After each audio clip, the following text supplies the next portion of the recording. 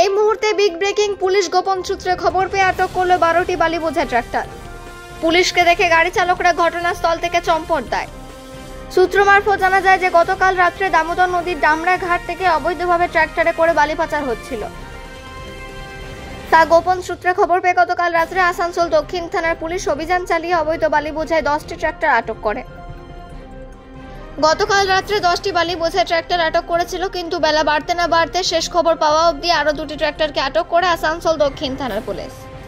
মোট 12টি বালি বোঝায় ট্রাক্টর আটক করেছে বলে জানা যাচ্ছে পুলিশ সূত্রে, এবং গাড়ি চালকদের খোঁজ চালাচ্ছে পুলিশ এবং গাড়ির নাম্বার নথিভুক্ত দেখে গাড়ির মালিকের সঙ্গে যোগাযোগ করার চেষ্টা করছে।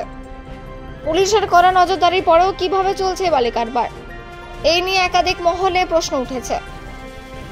তবে আজকের এই ঘটনায় আরও কারা জড়িত আছে সেই নিয়ে তদন্ত শুরু করেছে আসানসোল দক্ষিণ থানার পুলিশ।